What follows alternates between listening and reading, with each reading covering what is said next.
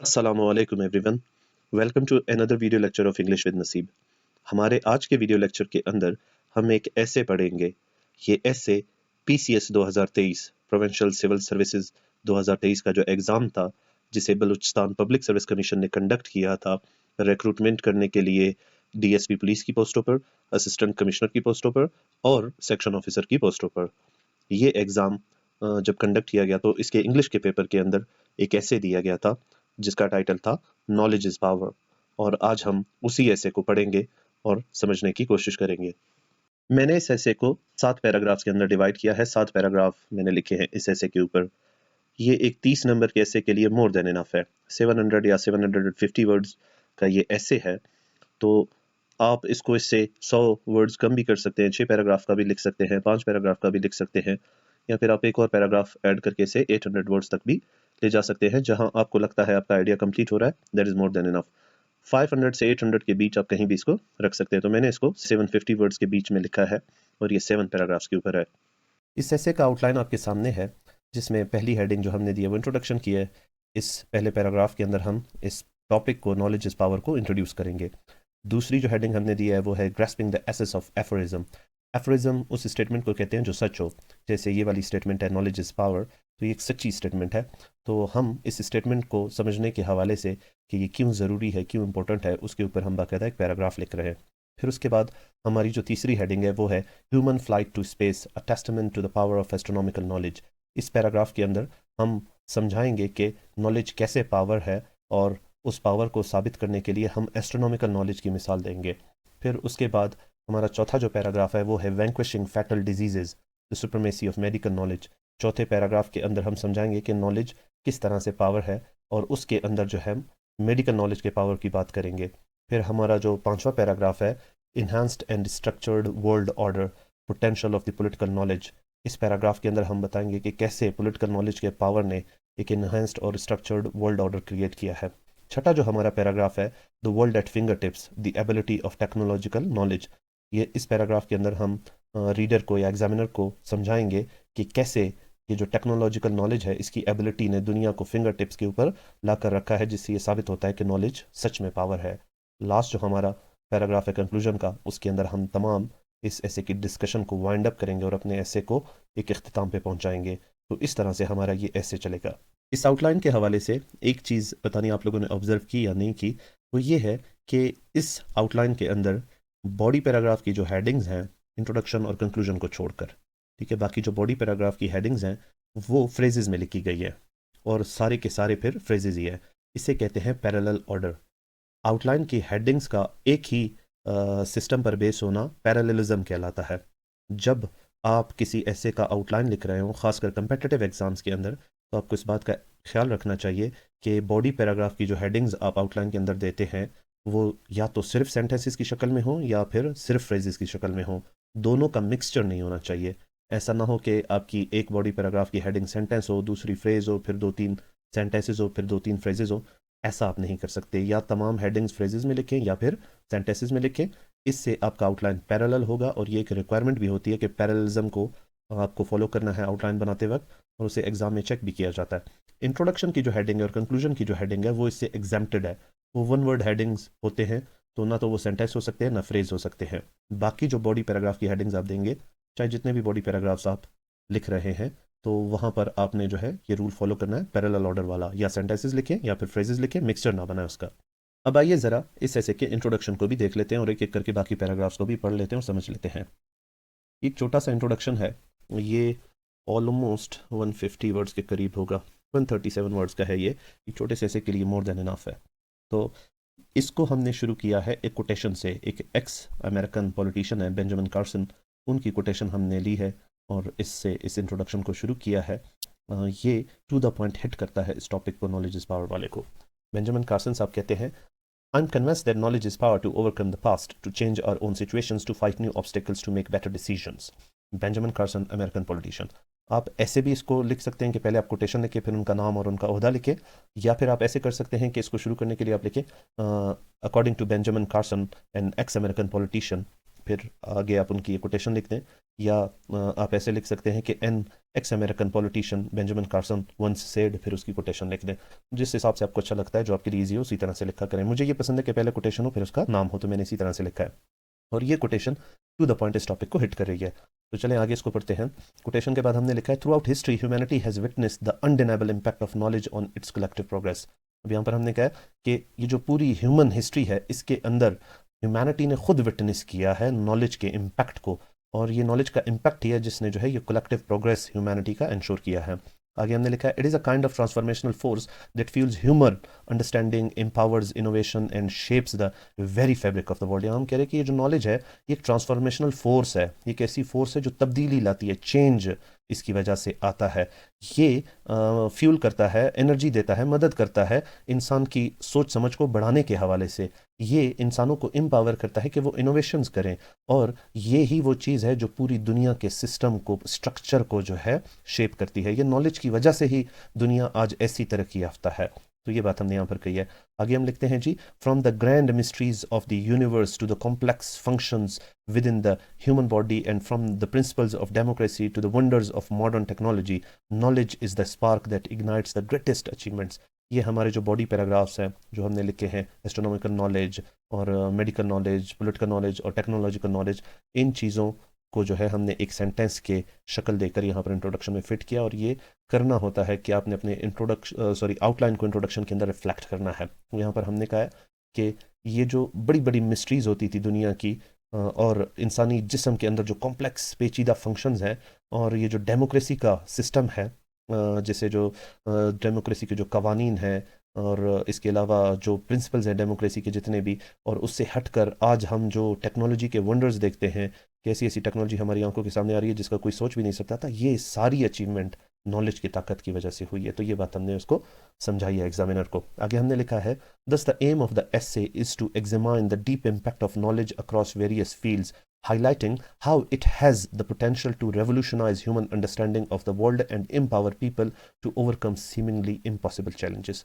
यहाँ हम एग्जामिनर को कह रहे हैं कि हमारे इस ऐसे को लिखने का मकसद ये होगा कि हम एग्जामाइन करें कि कैसे नॉलेज का जो डीप इम्पैक्ट है ज़िंदगी के मुख्तलिफ शोबों पर, ये कैसे ह्यूमन अंडरस्टैंडिंग को एम्पावर करता है, और इसके अंदर किस तरह से वो ताकत है कि ये दुनिया को रेवोल्यूशनाइज़ कर दे, ह्यूमन अंडरस्टैंडिंग को रेवोल्यूशनाइज़ कर दे, और ह्यूमैनिटी को हेल्प करे उन प्रॉब्लम्स को ओवर करने में जो बज़ाहिर इम्पॉसिबल नज़र आते हैं या पहले नज़र आते थे। तो हम समझने की कोशिश करेंगे कि कैसे नॉलेज ने हेल्प आउट किया ह्यूमैनिटी को इन तमाम चैलेंजेस को मीट करने में, क्योंकि नॉलेज के अंदर ही वो ताकत है जिसके ज़रिए ह्यूमैनिटी इन चीज़ों को टैकल कर सकती है, इनको सॉल्व कर सकती है। अब एक चीज़ आप नोटिस करें, इस पूरे इंट्रोडक्शन के अंदर हमने कहीं पर भी नॉलेज को डिफाइन करने की कोशिश नहीं की है। देखिए, इस ऐसे का मकसद डेफिनेशन देना नहीं है। नॉलेज सबको पता है नॉलेज क्या है और कौन सी नॉलेज की बात है, जनरल सेंस में नॉलेज की बात हो रही है। कोई भी नॉलेज हो वो पावर है। तो इस ऐसे के अंदर नॉलेज को डिफाइन करने की ज़रूरत बिल्कुल नहीं है। आपने अपने टॉपिक को, ऐसे का जो टॉपिक है नॉलेज इज पावर, उसे इंट्रोड्यूस करना है। आपने अपना आउटलाइन रिफ्लेक्ट करना है अपने इंट्रोडक्शन के अंदर, डेफिनेशन वगैरह नहीं लिखनी है यहाँ पे फालतू की, ठीक है।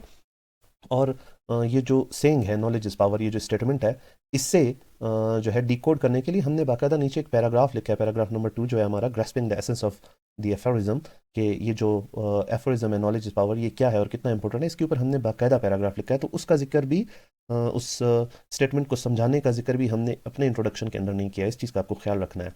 मुख्तलिफ तरीके होते हैं लिखने के ना, और कोशिश करें कि इस तरीके पर चलें कि आपको इंट्रोडक्शन के अंदर ये डेफिनेशन वगैरह लिखने की ज़रूरत ना पड़े, बल्कि उसके ऊपर आप एक अलग से पैराग्राफ लिख दिया करें। ठीक है जी, तो ये इंट्रोडक्शन है इस ऐसे का। अब आगे चलते हैं और इसका सेकंड पैराग्राफ देखते हैं।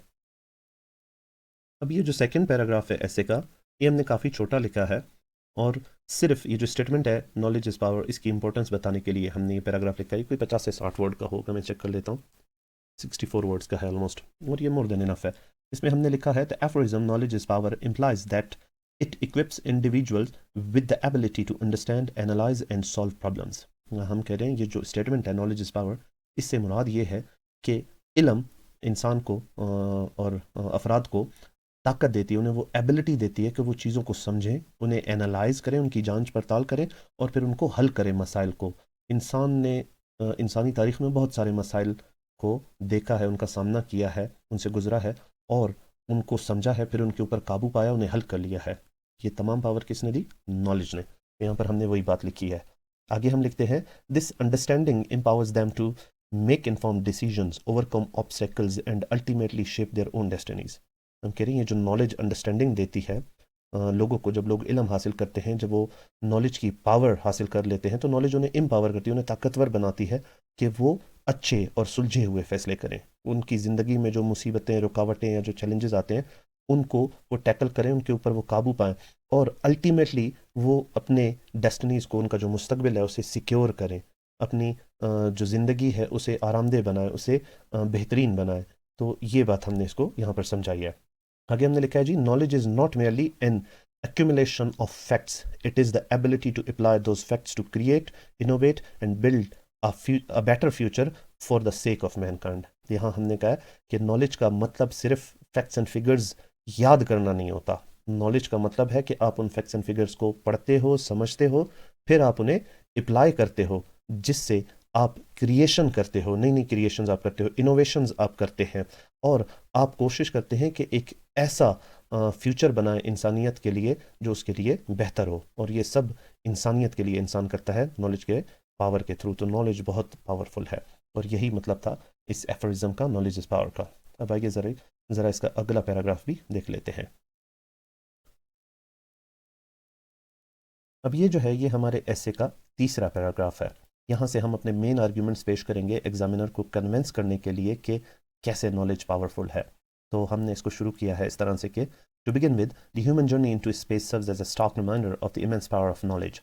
Through centuries of astronomical observations and scientific discoveries, human beings have accumulated knowledge about celestial bodies, gravity, and the laws of physics. यहाँ हमने कहा बात को इस तरह से शुरू करते हैं कि ये जो इंसान की जर्नी है स्पेस के अंदर, ये खुद एक रिमाइंडर है, एक याद दहानी है नॉलेज की ताकत के बारे में कि नॉलेज कितना ताकतवर है। सदियों की एस्ट्रोनॉमिकल ऑब्जर्वेशन और साइंटिफिक डिस्कवरी से ये हुआ है कि इंसान ने नॉलेज जमा कर ली। ये जो आसमानी चीज़ें हैं जैसे चांद है और मतलब ज़मीन के दायराकार से जो बाहर की चीज़ें हैं वो सेलेस्टियल बॉडीज़ हैं, उनके बारे में जो है इंसान ने नॉलेज हासिल की। कशिश शकल जो है ग्रेविटी, उसके बारे में इंसान ने नॉलेज हासिल की। फिज़िक्स के बारे में इंसान ने नॉलेज हासिल की और इनसे फिर इंसान ने अचीवमेंट्स की इस एस्ट्रोनॉमिकल नॉलेज से। वो कौन सी अचीवमेंट्स थी वो हमने आगे लिखा है। This knowledge led to the historic Apollo 11 mission in 1969 when Neil Armstrong took one small step for a man, one giant leap for mankind। हमने कहा कि ये जो नॉलेज इंसान ने एस्ट्रोनॉमिकल हासिल की थी, इससे क्या हुआ कि इंसान कामयाब हुआ एक स्पेस क्राफ्ट को जो है स्पेस में सक्सेसफुली ले जाने में। और नील आर्मस्ट्रॉन्ग ने जो है पहला कदम रखा स्पेस में, चांद के ऊपर।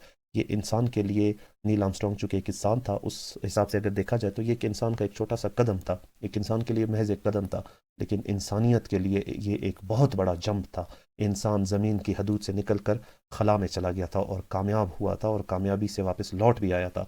ये एस्ट्रोनॉमिकल नॉलेज की ताकत थी जिससे इंसान ये कर पाया। आगे हमने मज़ीद मिसालें दी हैं। Today, space exploration continues to flourish with missions like Rahbar 1 by Pakistan, Chandrayaan 3 by India, and SpaceX ambitious Starship program। आगे हमने इसको फर्दर मिसालें दी हैं कि आज स्पेस एक्सप्लोरेशन जो है तरक्की करती जा रही है, मजीद बढ़ती जा रही है। रहबर 1 जो पाकिस्तान का सैटेलाइट स्पेस में भेजा गया, ये एक मिसाल है। चंद्रयान 3 जो इंडिया ने अभी भेजा, ये एक मिसाल है नॉलेज की पावर की।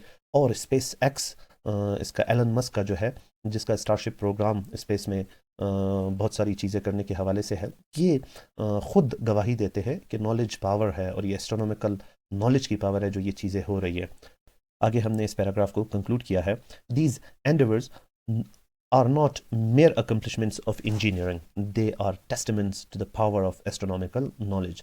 तो हम कह रहे हैं ये जो कोशिशें थी और ये जो कामयाबियां हैं, ये इंजीनियरिंग की कामयाबी नहीं है। आप इसे महज इंजीनियरिंग की कामयाबी नहीं कह सकते।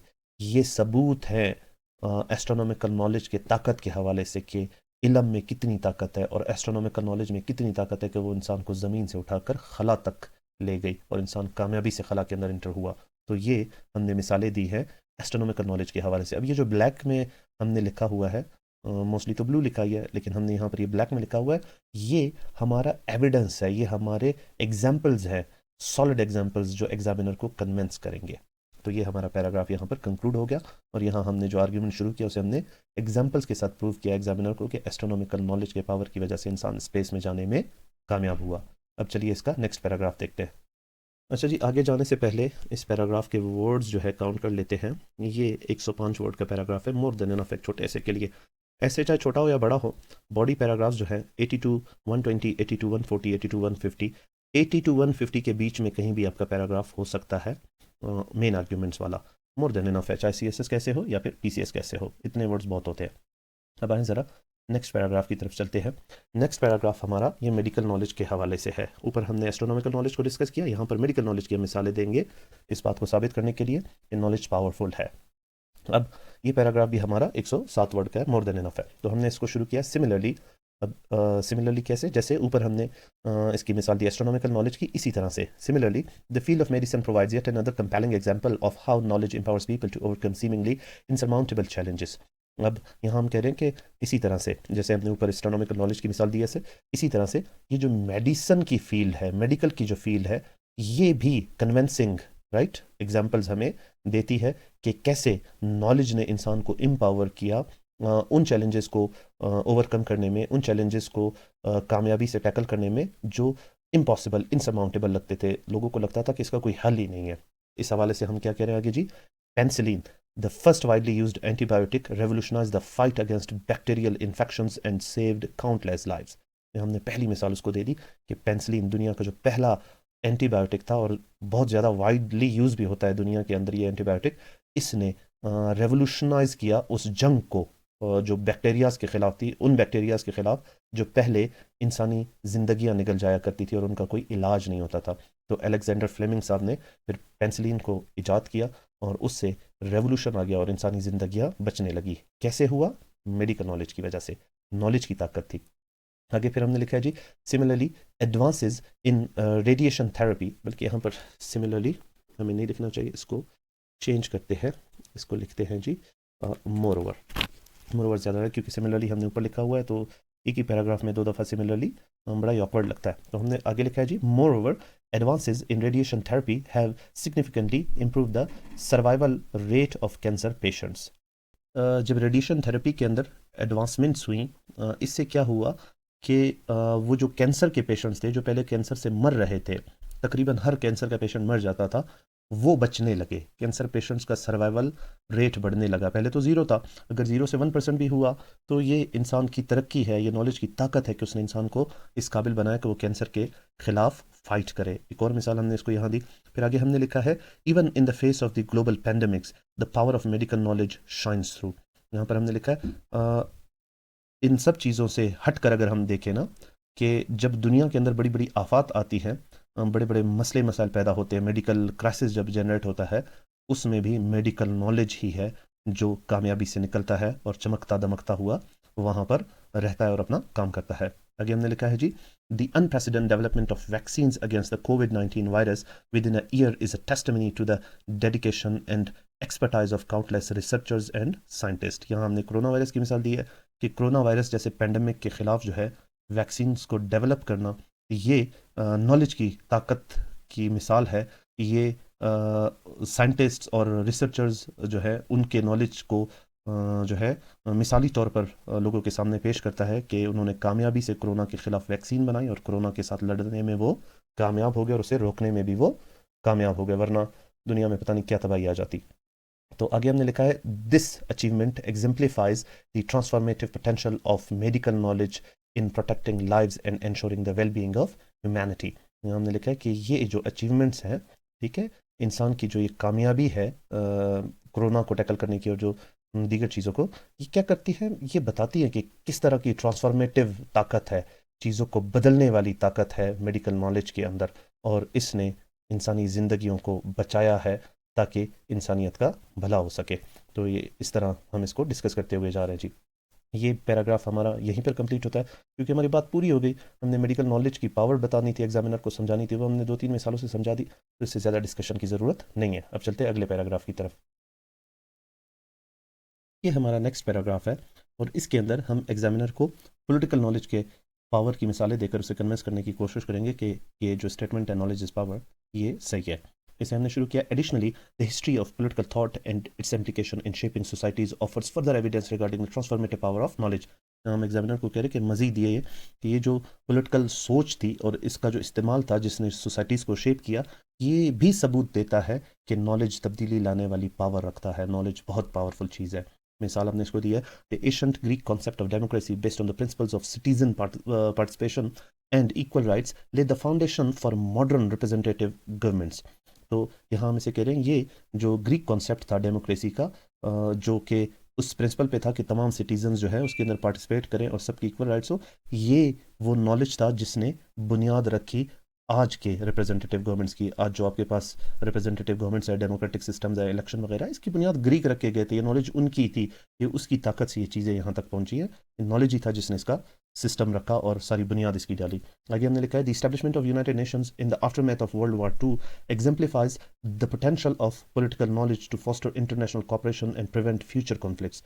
हम इसे कह रहे हैं, जंग अजीम दोयम के बाद जब यूनाइटेड नेशंस को बनाया गया ताकि दुनिया के अंदर अमन और अमान को कायम रखा जा सके, मुस्तकबिल में जंगों को रोका जा सके और इंटरनेशनल जो ममालिक हैं, आलमी जो ममालिक है, वो एक दूसरे के साथ कॉपरेशन करे और अमन के साथ रहे, ये भी नॉलेज के थ्रू आई। ये पोलिटिकल नॉलेज था जिसके थ्रू ये सोच आई और फिर यूनाइटेड नेशंस को स्टैब्लिश किया गया। Similarly the ongoing process of globalization driven by advancements in technology and communication underscores the life-changing impact of political knowledge in shaping a more interconnected world। आज हम दुनिया में देख रहे हैं कि ग्लोबलाइजेशन हो रही है और दुनिया जो है फिंगर टिप्स पे कनेक्ट होती जा रही है। बड़ी इजी से लोग एक दूसरे के साथ कनेक्ट करते हैं। तो ये जो ग्लोबलाइजेशन का पॉलिटिकल सिस्टम है जो आज पॉसिबल है, ये भी नॉलेज की वजह से हुआ है। इसके पीछे जो है टेक्नोलॉजिकल एडवांसमेंट्स जिसने कम्युनिकेशन को आसान कर दिया है, इसका भी बड़ा हाथ है। लेकिन ये पॉलिटिकल नॉलेज का बड़ा किरदार है कि इस ग्लोबलाइजेशन को उन्होंने इंटैक्ट रखा हुआ है और उससे फ़ायदा उठा रहे। तो इस पैराग्राफ के अंदर हमने एग्जामिनर को ये समझाने की कोशिश की है कि पॉलिटिकल नॉलेज भी एक किस्म की नॉलेज है और इस नॉलेज की ताकत से दुनिया यहाँ तक पहुँची है, ग्लोबलाइजेशन के प्रोसेस तक। तो इससे ये साबित होता है कि knowledge is actually power. Next फिर हमारा पैराग्राफ है टेक्नोलॉजी के बारे में। अब आइए ज़रा इसको भी पढ़ लेते हैं। ये जो टेक्नोलॉजी वाला पैराग्राफ है, ये हमारा छठा पैराग्राफ है। इसको हमने कुछ इस तरह से लिखा है कि जी, much the same the rapid advancements in technology in recent decades are perhaps the most tangible evidence of the power of knowledge. हमने इसको कहा कि इस दौर के अंदर जो रैपिड एडवांसमेंट हो रही है, ये जो पिछली कुछ दिहाइयों में हुई है, ये सबसे ज़्यादा नज़र आने वाला सबूत है नॉलेज की ताकत का। From the invention of computers to the development of sophisticated smartphones of the 21st century, these advancements have revolutionized the way people connect, communicate, access information and interact with the world। हम यहाँ उसको समझा रहे हैं मिसालों से कि computer से लेकर आज के दौर के जो जदीद स्मार्टफोन्स हैं, ये एडवांसमेंट्स इसने रेवोल्यूशनाइज कर दिया है उस तरीके को जिसके थ्रू लोग एक दूसरे के साथ कनेक्ट करते हैं, बात करते हैं, इंफॉर्मेशन को एक्सेस करते हैं या एक दूसरे के साथ इंटरेक्शन करते हैं। और ये कैसे हुआ है? ये टेक्नोलॉजिकल नॉलेज ने किया है। ये सारे का सारा ये उसकी ताकत की वजह से हुआ है। आगे हम मिसालें दे रहे हैं उसको। Digital platforms like Facebook, YouTube, Twitter, Instagram and others have literally place the world at finger tips. वही फिंगर टिप्स वाली जो हेडिंग हमने दी थी उसे हमने यहाँ पर साबित किया है कि फेसबुक, यूट्यूब, ट्विटर, इंस्टाग्राम और दीगर ऐसे प्लेटफॉर्म्स हैं, आजकल तो टिकटॉक और पता नहीं क्या क्या आ गया, इन्होंने दुनिया को फिंगर टिप्स पर ला कर रखा है। अब सारी दुनिया के साथ कनेक्ट कर सकते हैं, इंटरेक्ट कर सकते हैं, बात कर सकते हैं, शेयरिंग कर सकते हैं इन प्लेटफॉर्म्स के through. So the world is actually at your finger tips and who brought it? It is knowledge. Which knowledge? Technological knowledge. So knowledge is powerful. आगे हम लिखते हैं जी, moreover the rise of artificial intelligence AI, another marvel of technological knowledge, is rapidly transforming various aspects of human life including healthcare, transportation, finance and education। हमने इसको AI की artificial intelligence की मिसाल दी है। ये जो आर्टिफिशियल इंटेलिजेंस आगे आई है, ये भी एक मार्वल है, ये भी एक कामयाबी है, ये भी एक जो है हीरा है, मोती है। किसका? टेक्नोलॉजिकल नॉलेज का। ये क्या कर रहा है जी? रैपिडली ट्रांसफॉर्म कर रहा है ज़िंदगी के मुख्तलिफ शोबों को, जिनमें हेल्थ केयर, ट्रांसपोर्टेशन, फाइनेंस, माशी जो शोबा होता है और तालीम का, एजुकेशन वगैरह, इन सबको ये ट्रांसफॉर्म करता जा रहा है। ये किसने किया? कैसे पॉसिबल हुआ? टेक्नोलॉजिकल नॉलेज के थ्रू ये हुआ है जी। The potential of artificial intelligence to address complex problems and automate tasks that normally require human intelligence holds the power to shape the future of the world। तो यहाँ पर हमने कहा है जी, जो आर्टिफिशियल इंटेलिजेंस है, इसके अंदर जो पोटेंशल है कॉम्प्लेक्स चीज़ों को सॉल्व करने का, बहुत सारे टास्क्स को ऑटोमेट करने का, जिनमें नॉर्मली आपको ह्यूमन इंटेलिजेंस चाहिए थी, इसके अंदर वो ताकत है कि दुनिया की फ्यूचर को शेप करके रख दे, एक नई दुनिया आपको दे दे। और ये कैसे हो रहा है? ये टेक्नोलॉजिकल नॉलेज की वजह से हो रहा है। तो इस पैराग्राफ में हमने मिसालों से एग्जामिनर को कन्विंस करने की कोशिश की है कि नॉलेज इज़ एक्चुअली पावरफुल, और ये जो टेक्नोलॉजिकल नॉलेज है ये इसकी मिसालें हैं, आप पढ़ लें, देख लें। अब लास्ट पैराग्राफ है हमारा, ये हमारा कंक्लूजन का पैराग्राफ है। इसके अंदर हम सारी डिस्कशन को वाइंड अप करेंगे। जितने भी बुलेट्स हमने आउटलाइन के अंदर दिए थे उन सबको हमने एग्जाम्पल्स के थ्रू प्रूव किया है, तो फर्दर डिस्कशन की ज़रूरत रहती ही नहीं है। तो यहाँ पर हमने डिस्कशन को वाइंड अप किया। कंक्लूजन में हमने लिखा है, इन शॉर्ट, मुख्तसरन, from conquering the vastness of space to overcoming deadly diseases, from establishing structured societies to holding the world at fingertips, knowledge has been the driving force behind the whole progress of the mankind.